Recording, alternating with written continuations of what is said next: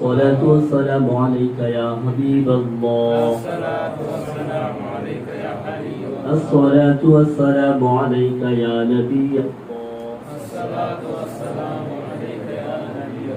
على آلك وأصحابك يا نور الله.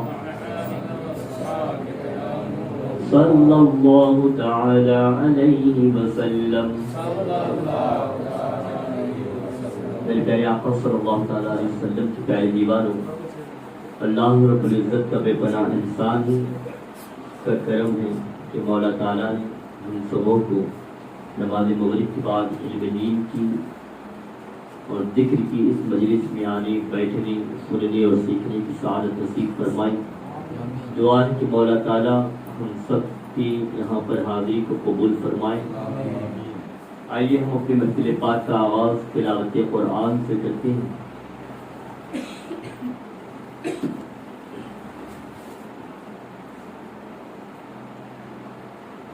اعوذ باللہ من الشیطان الرجیم،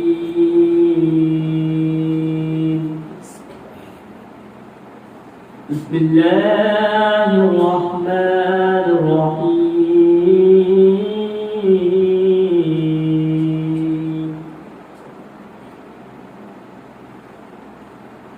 والضحى والليل إذا سجى ما ودعك ربك وما قلى وللآخرة خير لك من الأولى ولسوف يعطيك ربك فترضى ألم يجدك يتيما فآوى ألم يجدك يتيما فآوى ووجدك ضالا فهدى ووجدك عائلا فأغنى فأما اليتيم فلا تقهر وأما السائل فلا تنهر وأما بنعمة ربك فحدث صدق الله العظيم.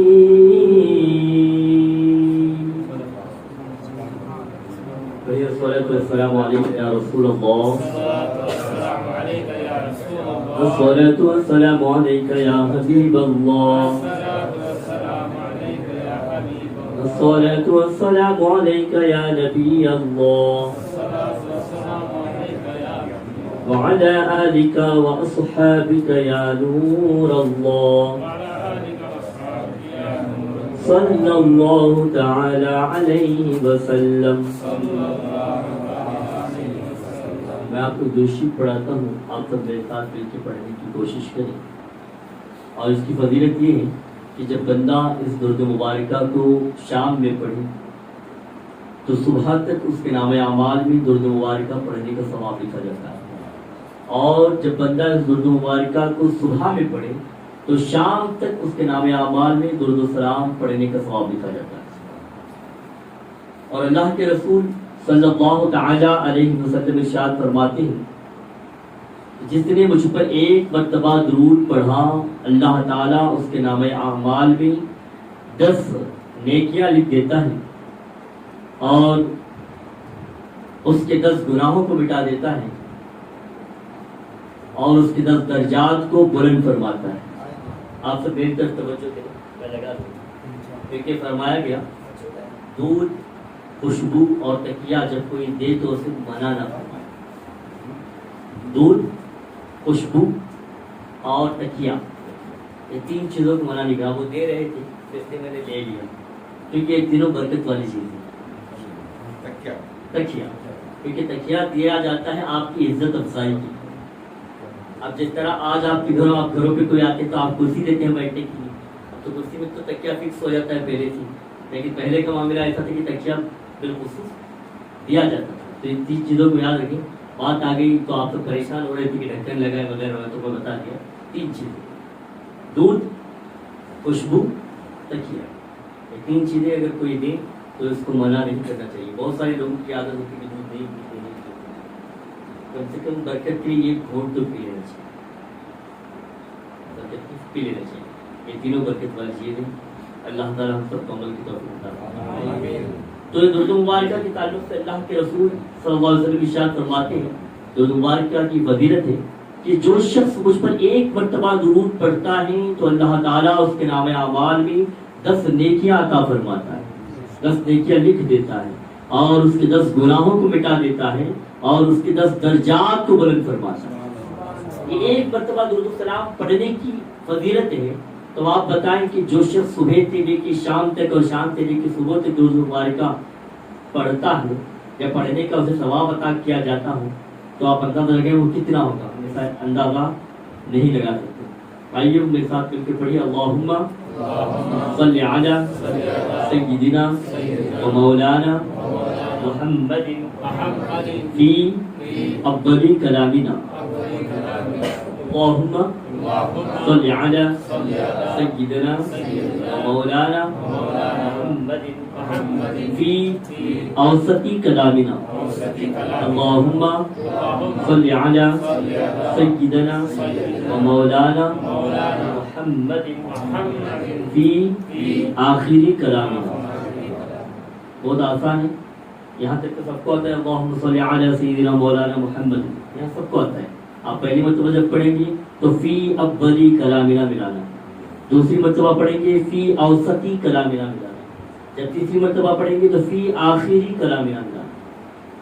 صبح اور شام، جو صبح پڑھے گا تو اللہ تعالیٰ سے شام تک درود و سلام پڑھنے کے ثواب عطا فرماتے ہیں، اور جو شام میں پڑھے گا تو اسی صبح تک درود و سلام پڑھنے کا ثواب عطا کیا جاتا ہے. اللہ تعالیٰ مجھے اور آپ سب کو عمل کی توفیق عطا فرمائے. اب آئیے ایک نعت رسول صلی اللہ علیہ وسلم گنگنانے کے لیے میں دعوت دیتا ہوں محمد تنویر رضا کو، وہ تشریف لائیں اور نعت رسول صلی اللہ علیہ وسلم گنگنائیں.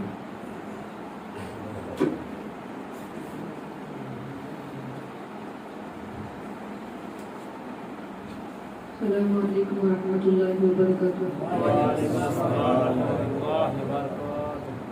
بسم اللہ علیک یا رسول اللہ وسلم علیک یا حبیب اللہ. صلی اللہ علیک یا رسول اللہ وسلم علیک یا حبیب اللہ. حبیب اللہ تمہیں فرش سے عرش پر جانے والے، تمہیں عرش سے فرش پر جانے والے، تمہیں رب سے نعمت دلوانے والے، اور تیری آگے سب ہاتھ پھیلانے والے، چمک تجھ سے پاتے ہیں سب پانے والے. میرا دل میں چمکانے چمکانے والے، میرا دل میں چمکانے چمکانے والے، چمک تجھ سے پاتے ہیں سب پانے والے، چمک تجھ سے پاتے ہیں سب پانے والے. میرا دل میں چمکانے چمکانے والے ہیں، بے مثل تیرے جان عزت غلاموں پہ ہر دم تیری عنایت وہ گلشن سے گرا وہ دریا کی پربت برستا نہیں دیکھ کر ابر رحمت بادوں پر بھی برسا دے والے بدوں پر بھی برسا دے والے چمک تجھ سے پاتے ہیں سب پانے والے چمک تجھ سے پاتے ہیں سب پانے والے میرا دل بھی چمکا دے چمکانے والے اور تو زندہ ہے واللہ تو زندہ ہے واللہ تو زندہ ہے واللہ تو زندہ ہے واللہ میرے چشمے عالم سے چھپ جانے والے میرے چشمے عالم سے چھپ جانے والے چمک تجھ سے پاتے ہیں سب پانے والے میرا دل بھی چمکا دے چمکانے والے چمک تجھ سے پاتے ہیں سب پانے والے میرا دل بھی چمکا دے چمکانے والے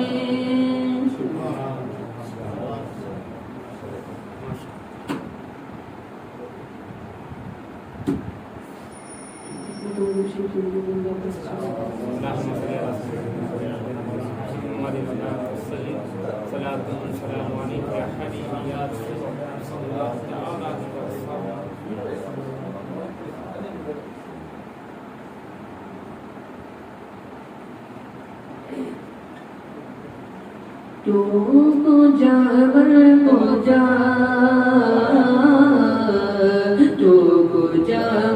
کو جا تو کو جا کو جا تو کو جا کو جا تو کو جا کو جا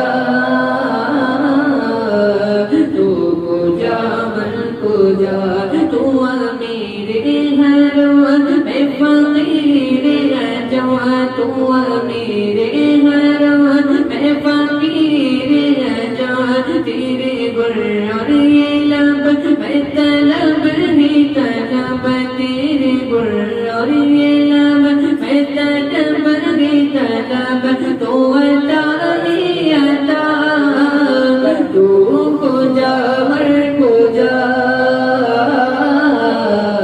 تو کو جا کو جا تو کو جا کو جا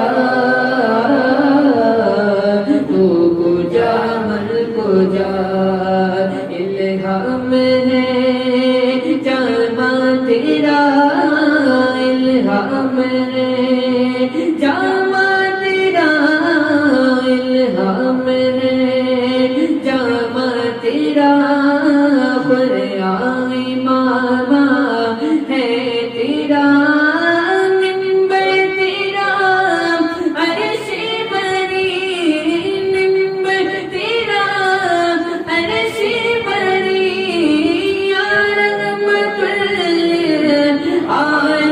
للعالمین تو کو جا کو جا تو کو جا کو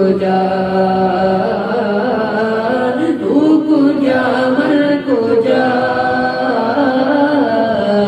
تو جا تو کو جا من کو جا تو کو جا من کو جا اے فرشتوں اے سلطان معراج ہے فرشتوں اے سلطان معراج ہے تم جو دیکھو کہ حیران ہو جاؤ گے تم جو دیکھو کہ حیران ہو جاؤ گے زلف تفسیر واللیل بن جائے گی زلف تفسیر واللیل بن جائے گی تیرا قرآن سارا نظر آئے گا چہرہ نظر آئے گا چہرہ نظر آئے گا چہرہ نظر آئے گا میرے آقا امام صفی انبیاء میرے آقا امام صفی انبیاء نام پڑھنے کی لازم ہے صلی اللہ نام پہ صلی اللہ نام پہ صلی اللہ نام پہ صلی اللہ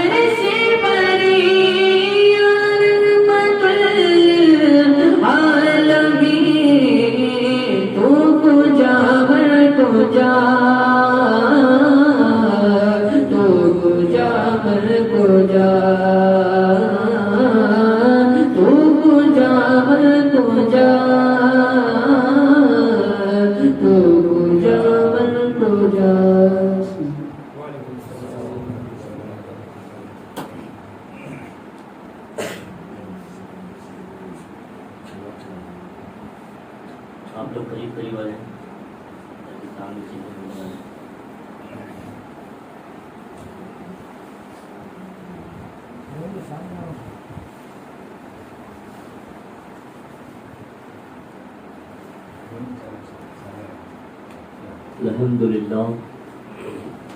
الحمد للہ رب العالمین والعاقبۃ للمتقین والصلاة والسلام على من كان نبيا وآدم بين الماء والطين وعلى آله وأصحابه الطيبين الطاهرين أما بعد فأعوذ بالله من الشيطان الرجيم بسم الله الرحمن الرحيم إن الصلاة تنهى عن الفحشاء والمنكر آمنت بالله بآيات كلام الله صدق الله العظيم پڑھیے الصلاۃ والسلام علیک یا رسول اللہ الصلاۃ والسلام علیک یا رسول اللہ الصلاۃ والسلام علیک یا حبیب اللہ الصلاۃ والسلام علیک یا حبیب اللہ الصلاۃ والسلام علیک یا نبی اللہ الصلاۃ والسلام علیک یا نبی اللہ وعلى آلك وأصحابك يا نور الله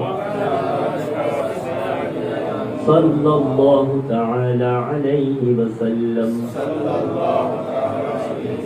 غوث اعظم بنی کے سرو سامان مددی قبلہ دین مددی کعبہ ایمان مددی بگرداب بلا استاد کشتی ضعیفانو شکست رات کشتی حق خواجہ عثمان ہارون مدد کن یا معین الدین چشتی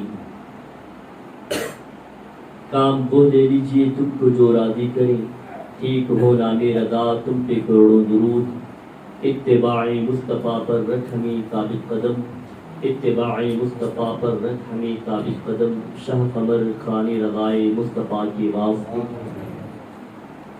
میرے پیارے آقا صلی اللہ علیہ وسلم کے پیارے دیوانوں، اللہ رب العزت کا بے پناہ احسان و کرم ہے کہ مولا تعالیٰ نے ہم سب کو یہاں پر بیٹھنے کی توفیق عطا فرمائی۔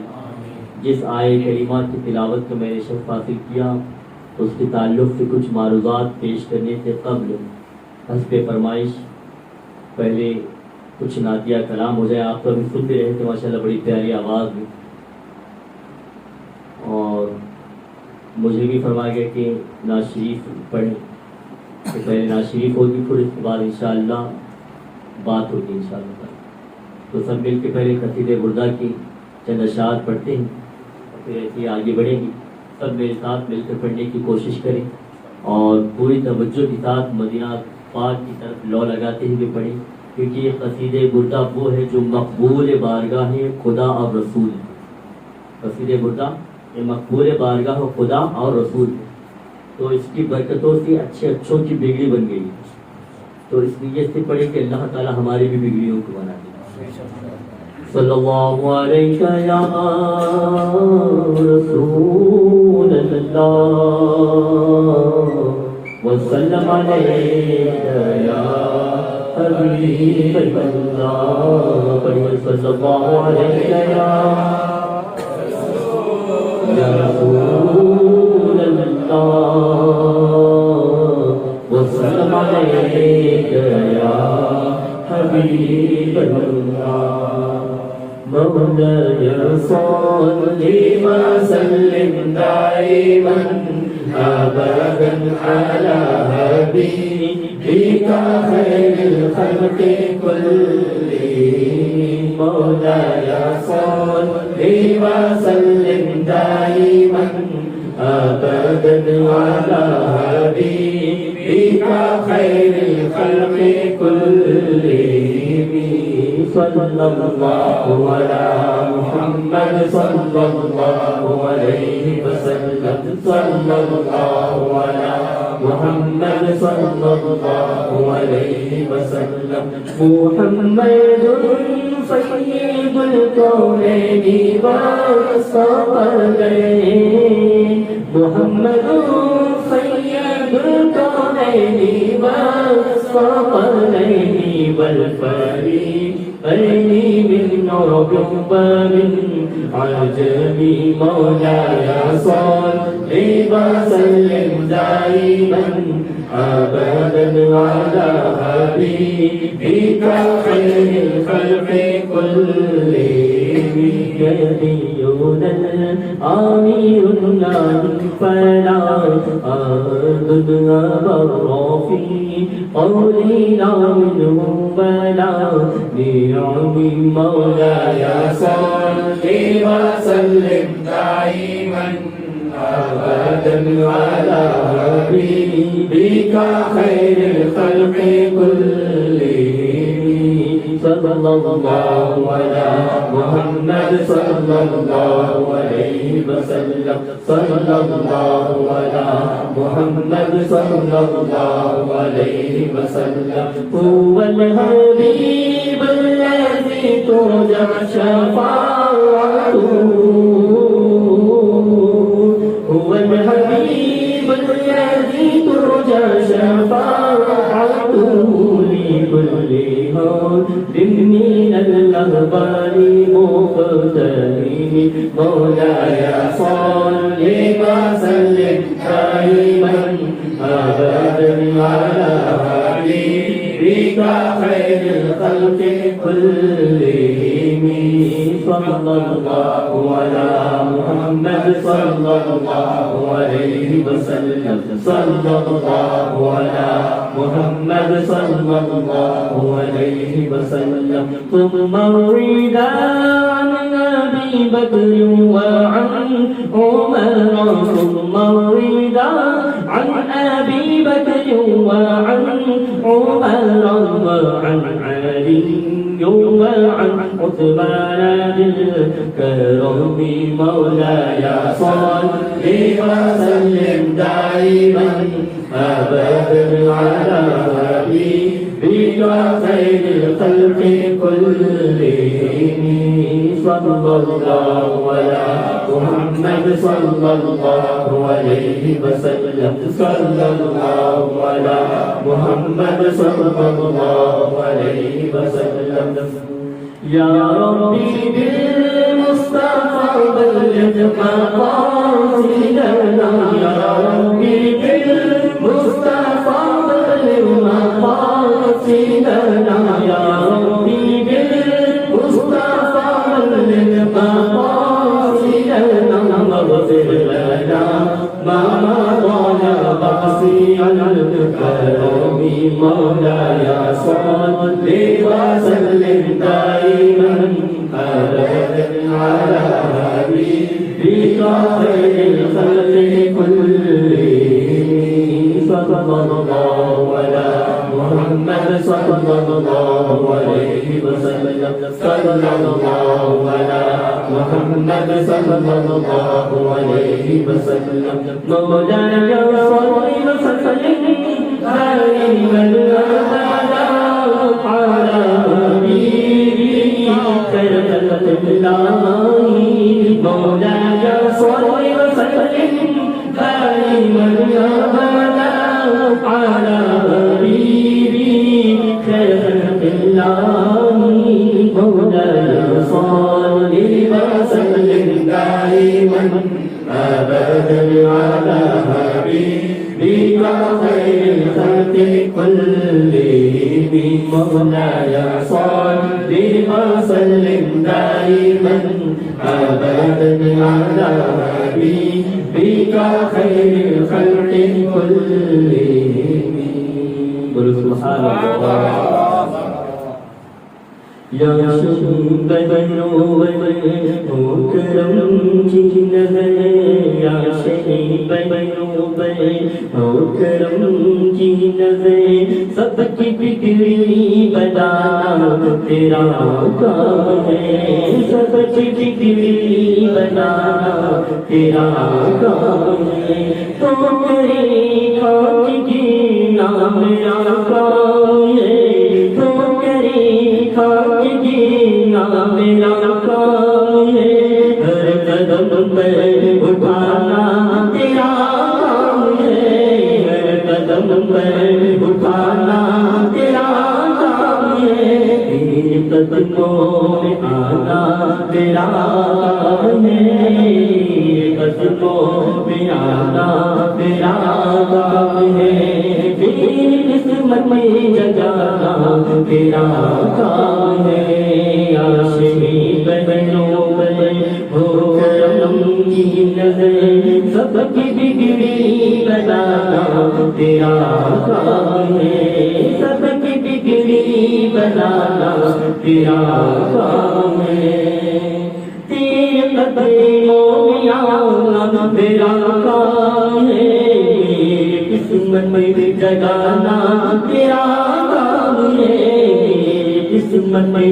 جگانا تیرا کام ہے قسمت میں جگانا تیرا کام ہے میری آنکھوں تمہیں دی آرزو میری آنکھوں تمہیں دی آرزو اس پردہ مٹانا تیرا کام ہے عاشق بنو ہو کرم جین ہے سب کی بگڑی بنانا تیرا کام ہے سب کی بگڑی بنانا تیرا کام ہے تیری چوکھٹ کہاں اور کہاں ججل تیرے پیروں کرم کوئی تو نہیں تیری چوکھٹ کا اور رائی جبی تیرے پیروں کرم کوئی تو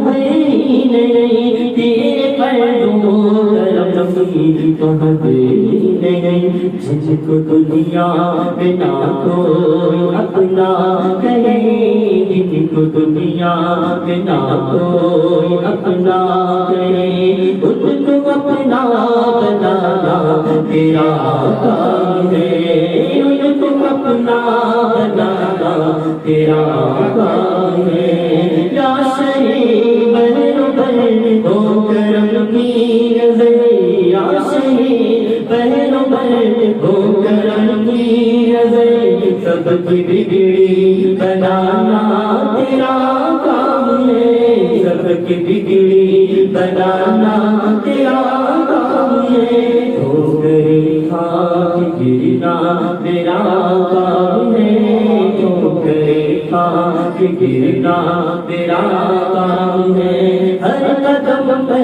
اٹھانا تیرا کام ہے بارہ بیٹا سلطان کونین کا صدقہ مولا علی صدقہ حسنین کا صدقہ مولا علی صدقہ حسنین کا صدقہ مولا علی صدقہ حسنین کا صدقہ خواجہ پیا غوث ثقلین کا صدقہ خواجہ پیا غوث ثقلین کا حاضری ہو گئی بھیڑ آئے یا شہید بہنوں میں ہو کرم کی نظر سب کی بگڑی بنانا تیرا کام ہے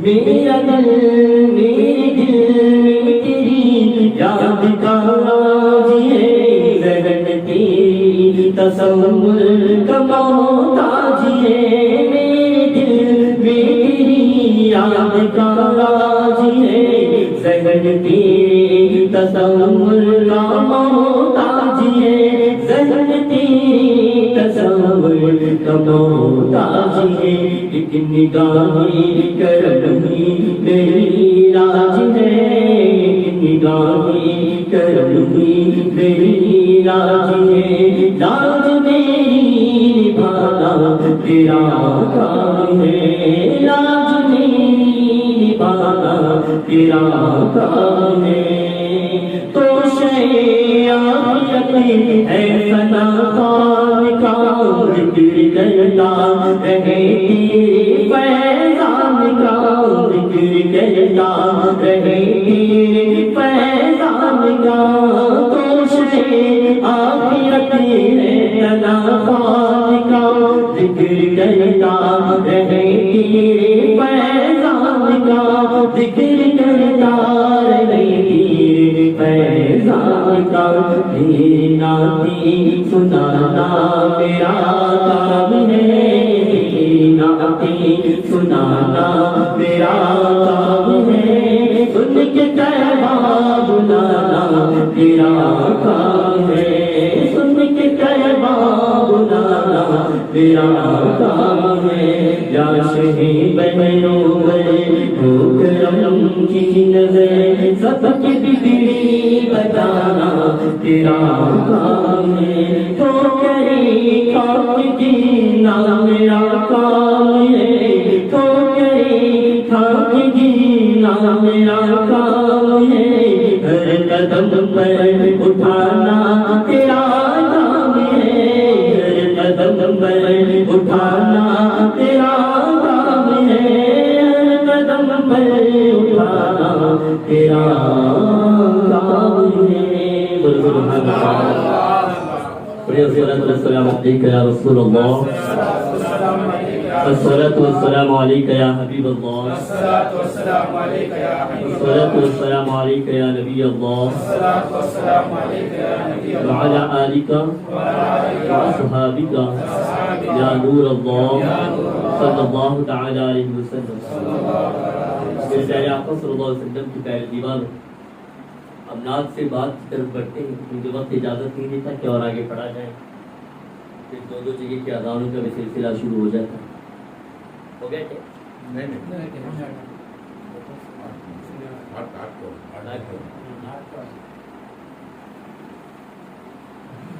شاعر بڑے ہی پیارے انداز میں کہتا ہے اور درد بھرے انداز میں کہتا ہے کہ جب دور سے مسجد کے مینار نظر آئے، جب دور سے مسجد کے مینار نظر آئے، مجرم کو رہائی کی آثار نظر آئے، مجرم کو رہائی کی آثار نظر آئے۔ اور علامہ اقبال شاعر مشرق فرماتے ہیں، بڑے ہی فکر کے لہجے میں فرماتے ہیں، طریقہ مصطفیٰ کو چھوڑنا ہے وجہ بربادی، طریقہ مصطفیٰ کو چھوڑنا ہے وجہ بربادی، اسی لیے قوم ہوئی دنیا میں بے اقتدار اپنی۔ میرے پیارے آقا صلی اللہ علیہ وسلم کے پیارے دیوانوں، اللہ رب العزت قرآن مقدس میں ارشاد فرماتا ہے، ان الصلاۃ تنہی عن الفحشاء والمنکر، مفہوم آیت ہے کہ بے شک نماز بے حیائی اور بری بات سے منع کرتی ہے، بے حیائی اور بری بات سے روکتی ہے، بے حیائی اور برے کاموں سے دور کر دیتی ہے۔ اس آیت کا مفہوم ہے نماز ایک ایسی اہم عبادت ہے ایک صاحب ایمان پر کہ جب ایک ایمان والا بندہ ایمان لانے کے بعد اگر اس کے لیے سب سے بڑی کوئی عبادت ہے، سب سے بڑا کوئی فریضہ ہے تو وہ نماز ہے۔ اور ہم تو پیدائشی مسلمان ہیں، حالانکہ دنیا میں ہر آنے والا مسلمان ہی بن کے آتا ہے، اس کا فطری مذہب جو ہوتا ہے وہ اسلام ہی ہوتا ہے، پھر جس مذہب میں وہ پیدا ہوا وہ لوگ اسے اپنی طرف مائل کر لیتے ہیں، اسے اپنی رنگ اور ڈھنگ میں جما لیتے ہیں۔ لیکن خوش قسمتی کی بات ہے ہماری کہ ہم پیدا ہوئے تو بھی مسلمانوں کے گھر میں پیدا ہوئے، مسلمانوں کی اولاد میں پیدا ہوئے، تو نماز ہمیں سلسلہ بسلسلہ ملتی آ رہی ہے۔ تو ہر مسلمان پر سب سے بڑی عبادت جو ہے نا وہ نماز ہے، اور قیامت کے دن اگر کسی عمل کا حساب و کتاب سب سے پہلے ہوگا تو سب سے پہلے نماز کے تعلق سے سوال و جواب ہوگا، نماز کے تعلق سے حساب و کتاب لیا جائے گا۔ آپ کی تمام نیکیاں ایک سمت کو، آپ کے سارے اعمال ایک طرف کو ہیں، آپ کے صدقہ و خیرات، زکوٰۃ، حج، آپ کی تمام اچھائیاں ایک جانب کو ہیں تو نماز ایک جانب کو۔ اور روز محشر میں اگر جو شخص نماز کے معاملے میں کامیاب ہو گیا تو سمجھو کہ وہ سارے معاملات میں کامیاب ہو گیا، کیونکہ ایک صاحب ایمان پر سب سے اہم عبادت جو ہے نا وہ نماز۔ لیکن ہم ذرا اپنا معاملہ اب دیکھیں، ہم اپنا معاملے کا جائزہ لیں، اپنے حالات کا جائزہ لیں، تو نماز جو ہے نا ہمارے نزدیک کوئی بڑی عبادت نظر نہیں آتی۔ اب جس کو نماز بڑی عبادت نظر آتی ہے تو اس کو وہ نماز کی پابندی کرتا ہے، اور اس طرح کی پابندی کرتا ہے کہ ایک اذان جب ہوئی تو سب سے پہلے اس کا دل اور اس کے قدم مسجد کی طرف کھینچے چلے جاتے ہیں، اور جب وہ ایک نماز کو ادا کر کے واپس آتا ہے تو اس کا دل اس بات کے انتظار میں ہوتا ہے کہ دوسری نماز کا وقت کب آئے گا۔ یہ ایک نمازی کا حال ہے، یہ ایک نمازی کے معاملات ہیں کہ جو نماز سے محبت کرتا ہے، جو اللہ کی رضا کے لیے عبادت کرتا ہے، جو اللہ کو راضی کرنے کے لیے سجدہ کرتا ہے، یہ اس کا معاملہ ہے۔ اور اکثر و بیشتر تو ایسے لوگ ہیں کہ اللہ اکبر جن کو نمازوں کی کوئی فکر نہیں، ایک دن میں ایک مرتبہ پڑھے تو پڑھے، یا نہیں تو ہفتے میں ایک مرتبہ 2 رکعت پڑھنے کے لیے مسجد میں آ گئے تو آ گئے، اور کچھ ایسے بھی ہیں جو پوری زندگی میں کبھی مسجد آیا نہیں کرتے ہیں، بلکہ آخری وقت میں جب وہ دنیا سے ان کی روح چلی نکل جاتی ہے، ان کے جسم سے روح نکل جاتی ہے، دنیا سے رخصت ہونے کا جب وقت ہے، قبر میں دفن کرنے کا جب وقت آتا ہے تو انہیں 4 کندھوں پہ مسجد لایا جاتا ہے۔ اور کچھ ایسے بھی ہیں جو سال میں 1-2 مرتبہ عید کی نماز کے لیے مسجد آ جائیں گے یا عیدگاہ پہنچ جائیں گے، یا نہیں تو کسی کی نماز جنازہ میں وہ مسجد تک آ جاتے ہیں۔ اللہ اکبر! ایسے لوگوں کا آپ ذرا اندازہ لگائیں کہ نماز جب اتنی بڑی اہم عبادت ہے کہ اللہ کے رسول صلی اللہ تعالی علیہ وسلم نے ارشاد فرمایا کہ نماز کے تعلق سے فرمایا، حدیث کا مفہوم ہے کہ میرا دل یہ چاہتا ہے، اگر میں چاہوں کہ نماز کے لیے جو لوگ نماز کے لیے نہ آتے ہو ان کے ساتھ ایسا معاملہ ہو کہ نماز کے لیے اذان کہلوائی جائے اور اذان دے کر انتظار کیا جائے۔ جو لوگ نماز کے لیے نہ آتے ہو ان کے لیے ایک بڑی سی آگ لگا دی جائے، لکڑیوں کو اکٹھا کر کے بڑی سی آگ لگا دی جائے، اور جو لوگ نماز میں نہ آتے ہو ان کو اس آگ میں ڈال کے جلا دیا جائے۔ سرکار نے صرف کی دل میں ارادہ ظاہر کیا ہے کہ جو لوگ نماز کے لیے نہ آتے ہو ایسا ان کے ساتھ ایسا معاملہ کرو۔ لیکن سرکار تو رحمت کی عادت تھی، سارے عالم کے لیے وہ رحمت بن کر آئے تھے۔ وہ انسانوں پر بھی رحمت تھی، وہ جانوروں پر بھی رحمت تھی، وہ چرندوں پرند پر بھی رحمت تھی، وہ جناتوں پر بھی رحمت تھی، وہ دنیا کے ہر مخلوق کے لیے رحمت بن کر آئے۔ وہ تو انبیاء کے لیے بھی رحمت بن کے آئے، وہ اولیاء کے لیے بھی رحمت بن کے آئے۔ تو اس لیے اللہ کے رسول نے امتیوں کے ساتھ یہ معاملہ نہیں فرمایا۔ لیکن آپ دیکھیں، لیکن اللہ کے رسول نے یہ معاملہ کیا نہیں ہے۔ لیکن جو لوگ نمازوں سے دور ہیں، جو لوگ نمازوں کو چھوڑ دیتے ہیں، جو نمازوں میں کوتاہی برتتے ہیں، جو نمازوں کو اہمیت نہیں دیتے ہیں، جو نمازوں کو اپنی زندگی کے تمام کاموں پر فوقیت نہیں دیتے ہیں، ان کا حال یہ ہے کیونکہ محبوب کے دل کی وہ ارادہ تھا لیکن محبوب نے کیا نہیں۔ اللہ کے رسول کے دل کا ارادہ تھا، دل میں ارادہ ہو گیا، ظاہری آگ تو اللہ کے رسول نے نہ لگائی، لیکن مولا تعالیٰ نے ایک معاملہ ایسا فرمایا کہ آج بھی اس امت کا آپ جائزہ لیں۔ ہم میں سے بھی کچھ ایسے بھی لوگ ہو سکتے ہیں جو نمازوں کو اہمیت نہ دیتے ہوں، یا ہمارے معاشرے میں ایسے لوگ ہوں گے جو نمازوں کو اہمیت نہ دیتے ہوں، وقت پر نماز کی پابندی نہ کرتے ہوں، اور 5 وقت نماز کو مسجد میں جا کر ادا نہ کرتے ہوں۔ تو ان لوگوں کی زندگی کا آپ جائزہ لیں گے تو آپ کو پتا چلے گا ہر کوئی پریشان حال نظر آتا ہے، ہر کوئی پریشان حال، کوئی زندگی کی کسی معاملے میں، کوئی کاروبار کے معاملے میں، کوئی ازدواجی زندگی کے معاملے میں، کوئی اولاد سے پریشان ہے، کوئی جو ہے بیوی سے پریشان ہے، کوئی بھائیوں سے پریشان ہے، کوئی والدین سے پریشان ہے، کوئی پڑوس سے پریشان ہے، کوئی کام کے نوکروں سے پریشان ہے، کوئی کاروبار سے، کوئی فصلوں سے پریشان ہے، ہر کوئی پریشان ہے۔ معلوم ہو پتہ یہ چلا یہ پریشانی کیوں ہے، کیا وجہ ہے؟ دولت بھی موجود ہے، شہرت بھی موجود ہے، عزت بھی موجود ہے، سارے معاملات موجود ہے، پیسہ بھی موجود ہے، ساری چیزیں ضروریات زندگی تمام پوری ہو رہی ہے، لیکن یہ بے چینی کس بات کی ہے، یہ پریشانیاں کس بات کی ہیں؟ تو آپ کو معلوم ہے یہ ایک آگ ہے جو بے نمازیوں کے دل میں لگتی ہے، اس کی زندگی میں لگتی ہے، کیونکہ اللہ کے رسول نے جو ارادہ کیا تھا وہ اللہ کے رسول نے تو کیا نہیں، کیونکہ وہ رحمت عالم ہے، لیکن اللہ رب العزت نے ایک آگ ایسی آگ لگائی جو لوگوں کو نظر نہیں آتی، جو ظاہری جسم کو نہیں جلاتی ہے بلکہ ان کے دلوں کو جلاتی ہے۔ آج انسان بے چین و بے قرار نظر آتا ہے، کیوں؟ کیونکہ وہ نمازوں کی پابندی نہیں کرتا ہے، وہ مسجدوں کو اہمیت نہیں دے رہا ہے، مسجدوں کا ادب نہیں بجا لاتا ہے، وقت کی پابندی کے ساتھ 5 وقت کی نماز پڑھنے کے لیے مسجد تک نہیں آتا، اس کو موبائل پکڑ کر گھنٹوں گیم میں مبتلا رہنا پسند ہے، کاروبار میں بزی رہنا پسند ہے، فصلوں کے لیے باغات میں بزی رہنا پسند ہے، مصروفیت وہاں پر ہوگی، دنیاوی کاموں کے لیے مصروف رہنا پسند ہے، رزق کی تلاش میں مصروف رہنا پسند ہے، لیکن اللہ کے لیے عبادت کے لیے اس کے پاس وقت نہیں ہوتا۔ تو بتاؤ یہ معاملہ ہوگا تو زندگی میں پریشانی کیوں نہیں ہوگی؟ اور خیال کیا آتا ہے؟ ہمیں فلاں نے جادو کروا دیا ہے،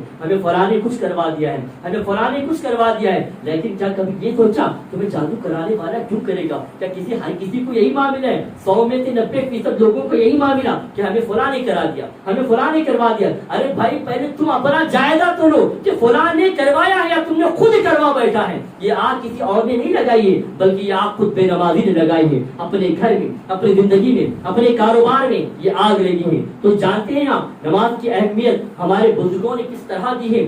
اللہ اکبر! اس طرح کہ بادشاہوں نے بھی نمازوں کی قدر کی ہے اور کنیزوں نے بھی نمازوں کی قدر کی ہے۔ یہ کنیز تھی، کنیز جانتے ہیں یہ غلام، یہ خادمہ تھی، اور جب وہ کام کے لیے ایک شہرت والے ایک مالدار کے پاس جب ایک گھر میں کام کے لیے ہو گئی تو انہوں نے شرط رکھی کہ میں دن کے اجالے میں کام کروں گی لیکن رات کے اندھیرے میں کام نہیں کروں، دن کے اجالے میں کام کروں گی، اور نمازوں کی پابندی میری ضرور ہوگی، نمازوں کے وقت پر میں کام نہیں کروں گی۔ یہ کسی بادشاہ کی بات نہیں کر رہا ہوں یا کسی دولت مند یا رئیس کی بات نہیں کر رہا ہوں، بڑے پیسے والے کی بات نہیں کر رہا ہوں، بلکہ یہ کنیز، ایک نوکرانی جو گھروں پہ کام کرنے والی. اب اندازہ لگا دیں آپ آگے واقعہ سن کر وہ کتنی بڑی نیک صالحہ تھی، وہ اللہ کی کتنی نیک بندی تھی. ان کے دل میں خدا کا خوف کیسا تھا، ان کے دل میں جذبہ عبادت کیسا تھا، اللہ تعالیٰ کی محبت کیسی. تو انہوں نے شرائط رکھی کہ دن کے اجالے میں کام ہوگا، رات میں کوئی کام نہیں کروں گی، اور نمازوں کے وقت پر کوئی کام نہیں کروں گی. تو شرط رکھی.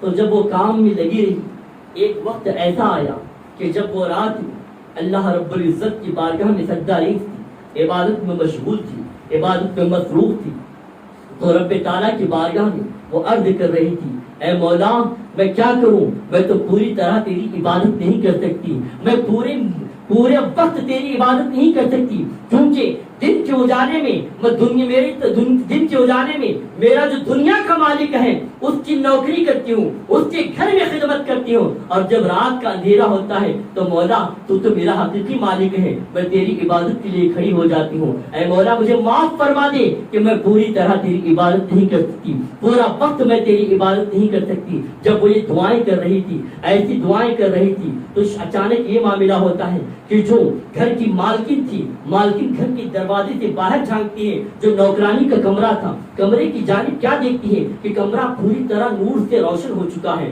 کمرے میں چمک ہو چکی ہے، اور کمرے کے اوپر کو جب جھانک کے دیکھتی ہے، اس کے کمرے سے لے کے آسمان تک ایک نور کا سما ہے، ایک نور سا چھایا ہوا ہے، روشنی ہی روشنی نظر آتی ہے. وہ فوراً گھر کے اندر جا کر اپنے شوہر کو آواز دیتی ہے اور شوہر کو سارا ماجرا بیان کرتی ہے. اس کے بعد پھر وہ میاں بیوی دونوں باہر آ کر کمرے کی طرف دیکھتی ہیں تو یقیناً کمرہ نور سے روشن ہو چکا تھا، اور اس کے کمرے سے چھت کے اوپر سے لے کر آسمان تک پوری طرح منور ہو چکا تھا، نور چھایا ہوا تھا. جب وہ کمرے میں جھانک کر دیکھتی ہیں تو وہ کنیز، وہ اللہ کی بندی عبادت میں مصروف ہے، رب تعالیٰ کی بارگاہ میں سجدے میں سر رکھ کر یہ عرض کر رہی تھی، مولا میرے تو دو مالک ہیں، ایک تو تم میرا حقیقی مالک ہے، اور دن کے اجالے میں میرا دنیا کا مالک ہے. میں دن کے اجالے میں اس کی بھی نوکری کرتی ہوں، اور رات کے اندھیرے میں میں تیری بارگاہ میں عبادت کرتی ہوں، مولا میری عبادتوں کو قبول فرما. جب یہ سننا تھا، رات گزر جاتی ہے، صبح کا وقت آتا ہے، تو وہ دونوں میاں بیوی جو گھر کے مالک اور مالکن تھی اس کنیزہ کی بارگاہ میں آتی ہیں، اس اللہ کی نیک بندی کی بارگاہ میں آتے ہیں.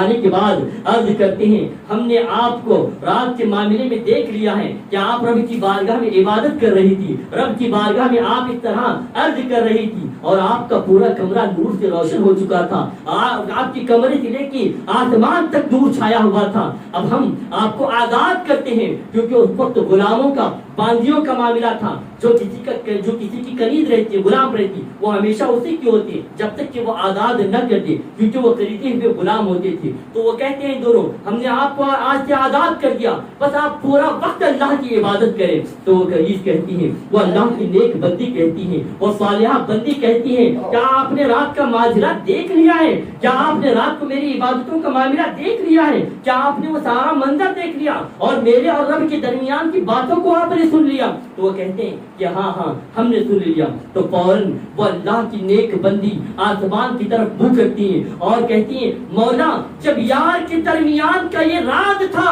اور یہ راز جب فاش ہو چکا ہے، جب دوسروں کو پتا چل چکا ہے، تو مولا اب عبادت میں مزہ نہیں آنے والا. اے اللہ تو مجھے زندگی کی آزاد فرما اور میری جسم سے روح کو نکال دے، تو مجھے اپنی بارگاہ میں بلا لے. بس یہ کہہ کر ایک چیختی وہ مارتی ہیں، ایک آواز، ایک عشق و محبت اور رب کی محبت میں ڈوبی ہوئی یہ کلمات کو کیا کہتی ہیں کہ مولا تو مجھے اپنی بارگاہ میں بلا لے. فوراً ان کی روح قبض ہو جاتی ہے. تو میاں بیوی جب دیکھتے ہیں تو ان کا جسم ٹھنڈا ہو جاتا ہے، وہ دنیا سے رخصت ہو جاتی ہیں. اللہ اکبر. میرے پیارے آقا صلی اللہ علیہ وسلم کے پیارے دیواروں، تو آپ ذرا اندازہ لگائیں کہ وہ کیسی عبادتیں تھیں، کہ وہ اللہ کے کیسے بندے تھے، جو کنیز ہونے کے باوجود، جو کسی کے غلام ہونے کے باوجود وہ اللہ کی ایسے عبادتیں کرتی تھی. لیکن آپ بتائیں آج ہم کس کے غلام ہیں؟ ہم تو کسی کے بھی غلام نہیں ہیں، نہ ہی حکومت وقت کے ہم غلام غلام ہیں، نہ کسی نوکری جہاں کرتے ہیں وہ مالک، دکان کے مالک کے یا کمپنی کے مالک کے بھی ہم غلام نہیں ہیں، کیونکہ ہم جب ایگریمنٹ کرتے ہیں تو وہاں پر تو بہت ساری شرائط ہوتے ہیں، اتنے گھنٹے سے اتنے گھنٹے کی نوکری ہوگی، اتنے گھنٹے کی کام ہوگا،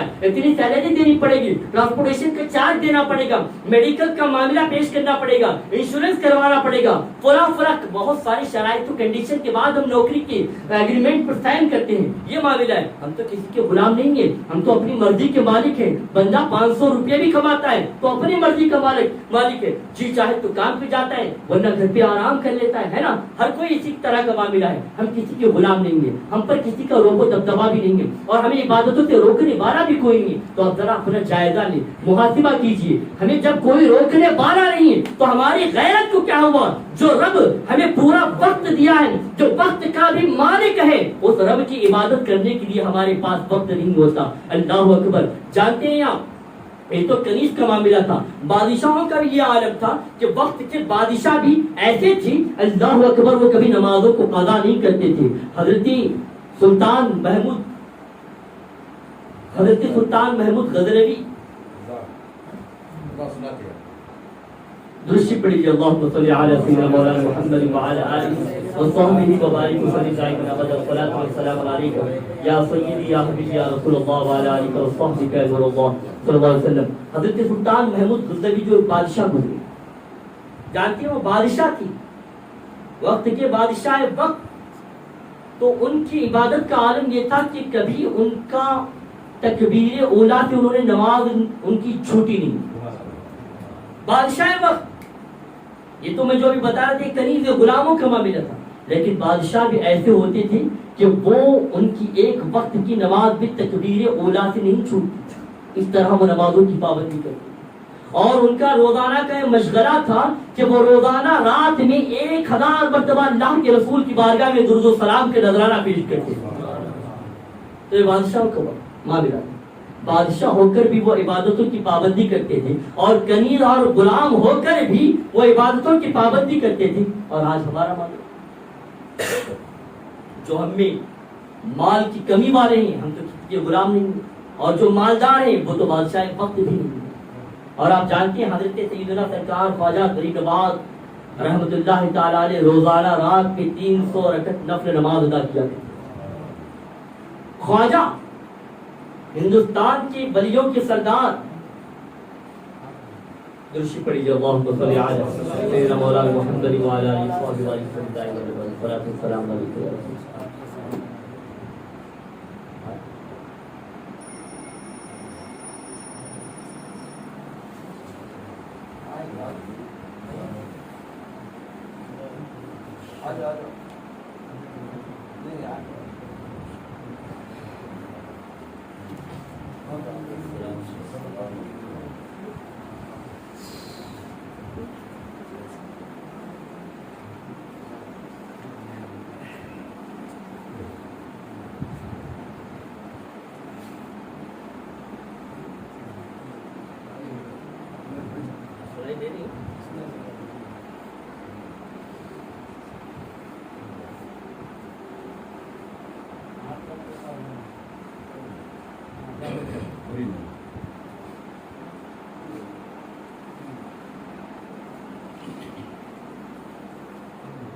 السلام علیکم یا سیدی یا حبیبی یا رسول اللہ وعلی آلہ وصحبہ یا شفیعنا یوم الجزا صلی اللہ تعالی علیہ وسلم۔ تو میں عرض یہ کر رہا تھا کہ نماز کو ہمارے بزرگوں نے اتنی اہمیت دی، اور جو نماز کی حقیقت تھی انہوں نے اس نماز کی حقیقت کو جانا۔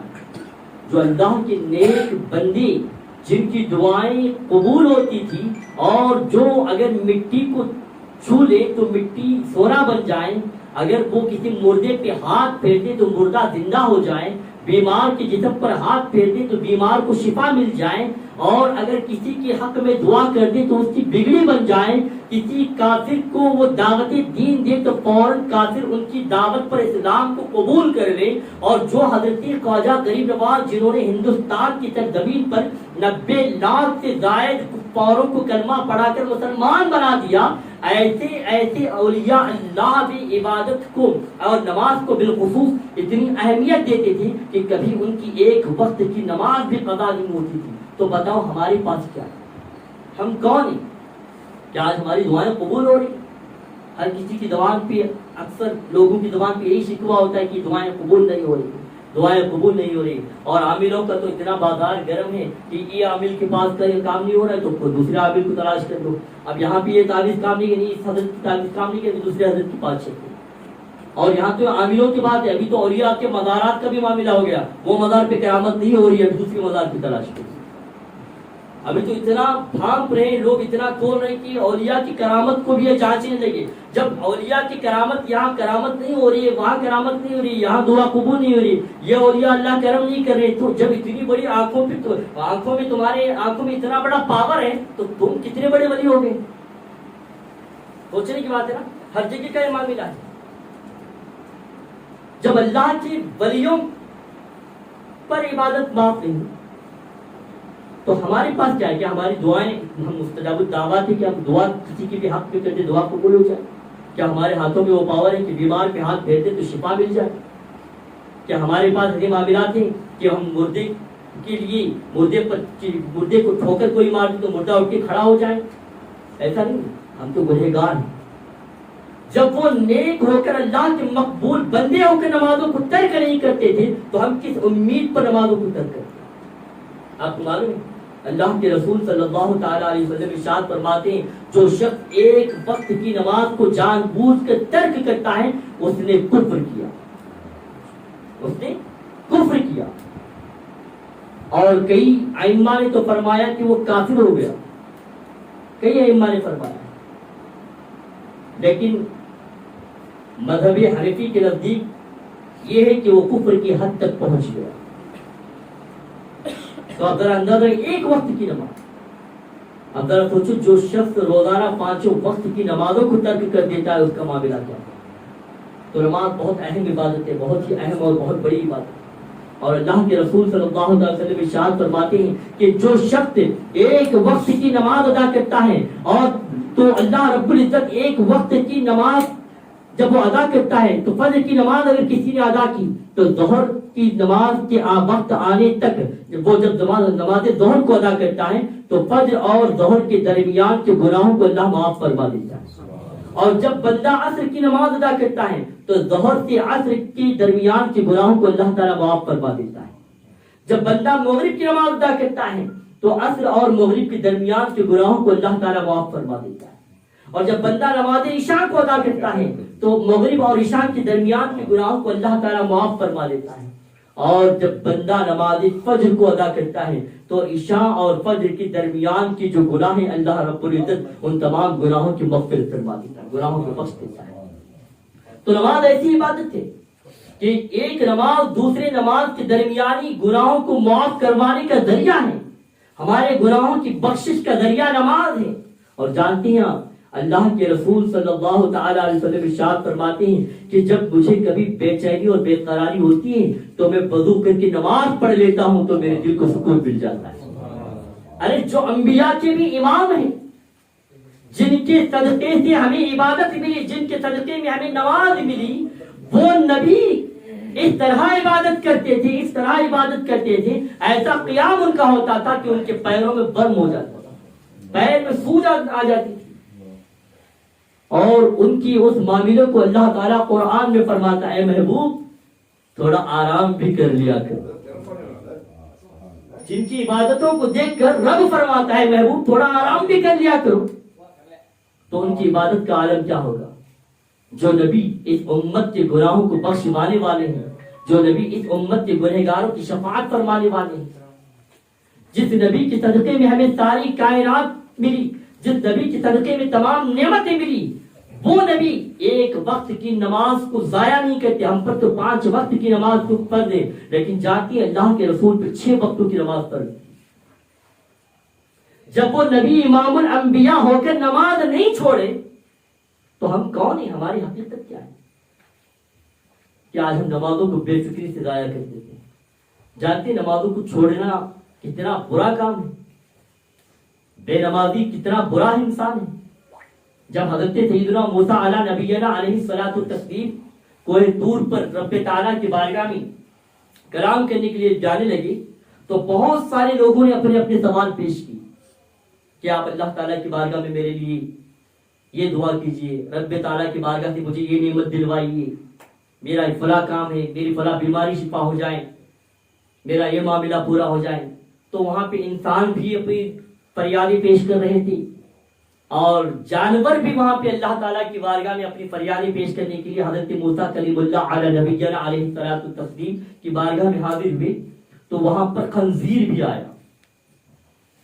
خنزیر سور ہے نا، خنزیر بھی آیا. آج سے ہر کوئی برا جانتا ہے اور اس کی ناپاکی کے تعلق سے تو بھی آپ جانتے ہیں.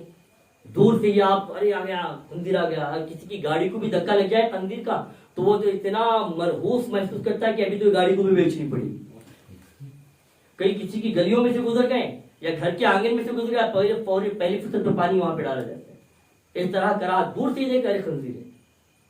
حالانکہ اس کو بنایا تو اللہ رب العزت نے، لیکن ہر بنانے میں اللہ رب العزت کی حکمت ہے. وہ ہمارا خالق و مالک ہے، وہ جانتا ہے کہ کس کو کیا بنایا اور کیوں بنایا. بندے کو اس کی یہ اختیار نہیں کہ یہ سوال کر کے مولا ایسا کیوں بنایا ہے. تو خنزیر بھی وہاں پہ حاضر ہوا اور اس نے مولا تعالیٰ کی بارگاہ میں عریضہ پیش کیا. حضرت موسیٰ علیہ السلام کی بارگاہ میں عرض کیا کہ اللہ تعالیٰ کی بارگاہ میں آپ میری یہ فریاد پیش کریں کہ اللہ تعالیٰ جو ہے مجھے ایسا بنا دیں کہ جس طرح دوسرے جانوروں سے لوگ محبت کرتے ہیں، اپنے گھروں میں پالتے ہیں، اپنے سے قریب کرتے ہیں، لوگ اس طرح مجھ سے بھی محبت کریں، میں بھی لوگوں کی قریب رہوں، مجھے بھی گھروں میں پالا کریں، اس طرح مجھے بھی بنا دیں. تو حضرت سیدنا موسیٰ علیہ السلام جب کوہ طور پہ پہنچے، تمام کی فریادوں کو، تمام کی عریضوں کو رب تعالیٰ کی بارگاہ میں پیش کرتے ہیں. تو پھر جب وہاں سے واپس آتے ہیں سب اپنی اپنی مراد جو پیش کی تھی وہ آ کے پوچھتے ہوئے جاتے ہیں. پھر آخر میں خنزیر بھی آتا ہے اور عرض کرتا ہے اللہ کے نبی. اب یہاں پر ایک عقیدہ بھی معلوم ہو گیا کہ حضرت موسیٰ علیہ السلام اللہ کے نبی ہیں، اور جو نبی ہوتے ہیں وہ صرف انسانوں کے لیے ہی نہیں بلکہ جانوروں پر بھی رحم فرماتے ہیں. اور نبی جو ہوتا ہے ان کی بارگاہ میں جانور بھی اپنے کاموں کے لیے آیا کرتے ہیں، جانور بھی اپنی فریادیں لے کر آتے ہیں. اور نبی جو ہوتے ہیں وہ صرف انسانوں کے لیے بلکہ جانوروں کی بات کو بھی سنتے ہیں. حضرت موسیٰ علیہ السلام اللہ کے نبی ہیں، لیکن ہمارے اور آپ کے پیارے آقا جناب محمد رسول اللہ صلی اللہ علیہ وسلم موسیٰ علیہ السلام کے بھی امام ہیں. موسیٰ علیہ السلام کے بھی امام ہیں. جب موسیٰ علیہ السلام کوہ طور پہ جا کے اللہ تعالیٰ سے کلام کرتے ہیں تو موسیٰ علیہ السلام کی شان ہے، لیکن ہمارے نبی جو امام الانبیاء ہیں ان کی شان یہ ہے کہ وہ کوہ طور پہ جا کے رب سے کلام نہیں فرماتی بلکہ اللہ تعالیٰ انہیں عرش سے آگے بلا کے کلام فرماتا ہے، اپنا دیدار بھی کراتا ہے اور کلام بھی فرماتا ہے. یہ ہمارے نبی کی شان. تو آگے سے لکھیں تو خنزیر نے کہا کہ اللہ کے نبی میں نے آپ کی بارگاہ میں اللہ تعالیٰ کی بارگاہ میں یہ فریاد عرض کی تھی آپ سے، میں نے آپ کی بارگاہ میں عرضہ پیش کیا تھا، کیا اللہ تعالیٰ سے آپ نے میری فریاد پیش کی تو رب تعالیٰ نے کیا حکم فرمایا ہے؟ کیا اللہ تعالیٰ نے میری دعا کو قبول کر لیا ہے؟ تو حضرت موسیٰ علیہ السلام فرماتے ہیں کہ اللہ رب العزت نے یہ حکم فرمایا کہ اگر تو جیسا چاہتا ہے ویسا بنا دی کہ لوگ تجھے پسند کریں، لوگ تجھے قریب کریں، لوگ تجھے گھروں میں پالنے دوسرے جانوروں کی طرح پالیں. اگر تو ایسا ہونا چاہتا ہے تو اللہ تعالیٰ وہ معاملہ تیرے ساتھ پورا فرما دے گا، لیکن روز محشر میں تجھے بے نمازیوں کی صف میں کھڑا ہونا پڑے گا، بے نمازیوں کی صف میں کھڑا ہونا پڑے گا. تو خنزیر کہتا ہے اللہ کے نبی میں دنیا میں ایسا ہی جی لوں گا لیکن روز محشر میں بے نمازیوں کی صف میں کھڑا ہونا مجھے پسند نہیں. اللہ اکبر. آپ ذرا اندازہ لگائیں کہ بے نمازی کا معاملہ کتنا بھیانک ہے. جس خنزیر کو آج دنیا برا جانتی ہے، جس خنزیر کو دنیا ناپاک جانتی ہے، جو اپنے قریب کرنا نہیں چاہتا کوئی مسلمان اسے اپنے قریب دیکھے تو بھی کراہت محسوس کرے، تو آپ ذرا اندازہ لگائیں وہ خنزیر بھی بے نمازیوں کی صف پہ کھڑا ہونا پسند نہیں کرتا ہے. تو اب آپ اندازہ لگائیں کہ بے نمازی کا انجام کیا ہوگا، بے نمازی کے ساتھ کیا معاملہ ہونے والا ہے. جانتے ہیں جو بے نمازی ہوگا اسے دنیا میں بھی مصیبتوں کا سامنا کرنا پڑے گا اور قبر میں بھی اس پہ عذاب ہوگا اور روز محشر میں بھی اس پہ عذاب ہوگا. اور اگر ایمان پر خاتمہ ہوا تو اللہ کی ذات سے امید رکھیں اور رسول اللہ صلی اللہ علیہ وسلم کے رحم و کرم پر، ان کی رحمت پر امید رکھیں کہ اللہ کے رسول ہر ایمان والے کی شفاعت فرمائیں گے، ہر ایمان والے. کیونکہ نبی کریم صلی اللہ تعالی وسلم نے ارشاد فرمایا کہ سرکار کی بارگاہ میں ایک صحابی رسول حاضر ہوئے، عرض کرنے لگے کہ یا رسول اللہ صلی اللہ علیہ وسلم آپ روز محشر میں میری شفاعت فرمائیے. تو اللہ کے نبی فرماتے ہیں تمہارا خاتمہ ایمان پر ہو. توجہ کریں. پھر انہوں نے دوبارہ عرض کیا یا رسول اللہ صلی اللہ تعالی علیہ وسلم روز محشر میں آپ میری شفاعت فرمائیں. تو اللہ کے رسول نے دوبارہ ارشاد فرمایا اے میرے صحابی تمہارا خاتمہ ایمان پر ہو. تو انہوں نے دوبارہ عرض کیا کہ یا رسول اللہ صلی اللہ تعالی علیہ وسلم روز محشر آپ میری شفاعت فرمائیں، مجھے بخشوائیں، رب کی بارگاہ میں میری سفارش فرمائیں. تو اللہ کے رسول ارشاد فرماتے ہیں میرے جانبدار سن لو، میری شفاعت اسی کے لیے ہے جس کا خاتمہ ایمان پر ہوگا، جس کا خاتمہ ایمان پر ہوگا. تو معلوم ہو پتہ نہیں چلا. آج ہم بہت سارے لوگ مطمئن ہو جاتے ہیں نماز پڑھے یا نہ پڑھے، یعنی سنی ہے، سنی تو جنتی ہے، سنی تو بہت ڈائریکٹ جنت پہ چلا جائے گا. چاہے گناہ کرے، کچھ بھی کرے، شراب پیے، بدکاری میں ہو، نشے میں ہو، بد نگاہی کرتا ہو، اور جو ہے نا سنتوں کو پامال کر دیتا ہو، سنتوں کی پابندی نہیں کرتا ہو، جیسے بھی ہو غیروں کی طرح اپنا حلیہ بنا لیتا ہے، غیروں کی طرح زندگی گزار لیتا ہے. اس طرح کی تمام برائیاں اگر وہ کرتا ہے پھر بھی سنی ہے، 11ویں کر لیا، 12ویں کر لیتا ہے، خواجہ کی چھٹی کر لیتا ہے، گھر پہ فاتحہ جمعہ میں 2 رکعت نماز پڑھے تو جنت میں ہی جائے گا، ہے نا. بہت سارے لوگ ایسا مطمئن ہیں سنی ہے جنت ہی ہے. ایسا نہیں ہے. یاد رکھیے جس کا خاتمہ ایمان پر ہوگا اسی کے لیے اللہ کے رسول کی شفاعت ہے. اور جانتے ہیں فقہا فرماتے ہیں جب اذان ہوتی ہے، جب اذان ہوتی ہے، ابھی تو ہم لوگ اذان کو سن رہے تھے لیکن اذان کے کلمات ہمیں کوئی سمجھ میں نہیں آ رہی، بس ایک آواز سے آ رہی تھی. آپ نے کہا کہ اذان ہو رہی ہے لیکن کسی کو اذان کا کوئی جملہ سنائی دیا نہیں دیا، لیکن ہم سب خاموش کیوں ہو گئے؟ وہ احترام تھا، وہ اذان کا ادب تھا، ہم خاموش ہو گئے. فقہا فرماتے ہیں جو شخص اذان کو سن کر اس کا ادب نہ کرتا ہو، اپنے کام و کاج کو چھوڑ کر خاموشی سے اذان کو نہ سنتا ہو، تو جب اس کی موت کا وقت آئے گا اس بات کا خدشہ ہے کہ اللہ تعالیٰ اس کا خاتمہ ایمان پر نہیں فرمائے گا، وہ بے ایمان ہو کر دنیا سے جائے گا. یا پھر نماز چھوڑنے کی بات نہیں کر رہا، صرف اذان، جو اذان کو توجہ کے ساتھ نہ سنتا ہوں. آج اذانیں ہوتی رہتی، مسجد کے قریب ہمارے گھر ہوتے ہیں، بازار میں مسجد کی اذان ہمیں سنائی دیتی ہے، ہم اپنے کاموں میں مصروف رہتے ہیں. کوئی موبائل کی گیموں میں مصروف رہتا ہے، کوئی کالج کی پڑھائی میں مصروف رہتا ہے، کوئی لیپ ٹاپ پہ اپنے کام پہ مصروف ہوتا ہے، طرح طرح کے معاملات میں مصروف. اذان کو پورے ہونے میں کتنا وقت لگتا ہے؟ مشکل سے 3 منٹ 4 منٹ، یا کسی اچھے بہترین مؤذن ہیں جن کی سانس لمبی اونچی تو 5 منٹ، اس سے زیادہ تو وقت نہیں ہوتا ہوگا. چلو بڑا طاقتور ہو لمبی اذان کا 6 منٹ رکھتے ہیں. 6 گھنٹے سینما دیکھنے میں نہیں تکتے، 6 گھنٹے، اب تو پورے 24 گھنٹے موبائل میں گیم کھیلنے سے انسان کو فرصت نہیں اور تھکان نہیں ہوتی، لیکن 5 منٹ کی اذان کے لیے اس کے پاس وقت نہیں ہوتا کہ کھڑے ہو کے خاموشی سے اذان کو سنے. اذان ہوتی رہتی ہے، موبائل پہ گفتگو چلتی رہتی ہے، اذان ہوتی رہتی ہے، ٹی وی کی اسکرین پہ ناچ گانا چلتے رہتا ہے، اذان ہوتی رہتی ہے، گفتگو بک بک کرتے رہتے ہیں، اس کی غیبت اس کی غیبت، ساری چیزیں چلتی رہتی ہیں. لیکن آپ ذرا اندازہ لگائیں جو شخص اذان کو سن کر اذان کا ادب نہ کرتا ہوں اور اذان کا جواب دلا دیتا ہوں، تو کہا فرماتے ہیں کہ اس بات کا خدشہ ہے کہ اس کا خاتمہ ایمان پر نہیں ہوگا. تو صرف اذان کا ادب نہ کرنے پر ایمان پر خاتمہ نہیں ہوگا، تو آپ ذرا اندازہ لگائیں کہ نماز کو چھوڑنے پر ایمان پر خاتمہ کیسے ہو سکتا ہے.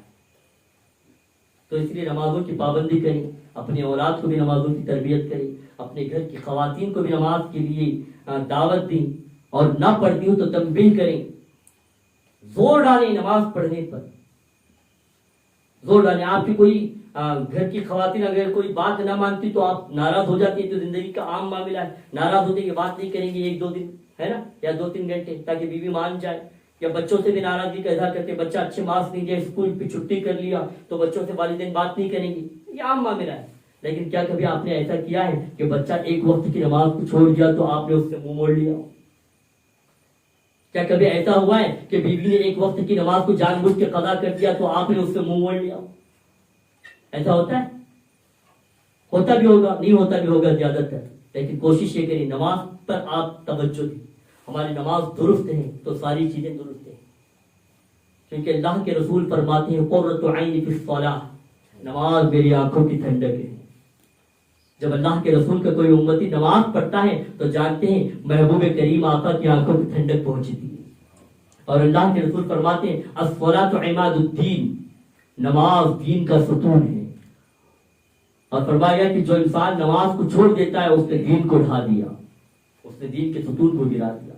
تو نماز پر اگر بات کی جائے تو بہت لمبا معاملہ ہوگا، انشاءاللہ پھر کبھی موقع ملا تو پھر گفتگو ہوگی. بس آپ کی بارگاہ میں ادب کے ساتھ یہی گزارش ہے کہ نمازوں کی پابندی کریں، کہ اگر ہم نمازوں میں مکمل ہو جائیں نا تو انشاءاللہ دنیا کے ہر میدان میں ہم کامیابی حاصل کریں گے انشاءاللہ. اور جو انسان فجر کی نماز کے بعد روزی کی تلاش میں نکلتا ہے نا، اس سے پیارا وقت کوئی نہیں ہوگا اور اس وقت برکتیں نازل ہوتی ہے.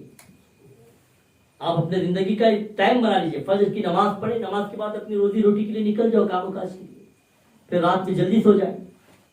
لیکن حال تو یہ ہوتا ہے کہ رات کے 3-3 4-4 بجے بج جاتے ہیں، پھر اس وقت بھی موبائل پہ آن لائن ہوتے ہیں لوگ، بہت سارے نوجوان آج کل.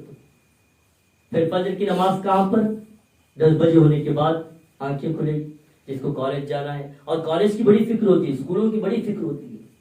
ماں باپ رات میں کتنی دیر سے سوئیں گے، لیکن بچوں کی اسکول صبح 7 بجے بس آ جائے گی تو 6 بجے تیار. لیکن ایسا کبھی نماز کے لیے اکثر و بیشتر نہیں ہوتا ہے. اچھے لوگ بھی ہیں جن کو نمازوں کی فکر ہے.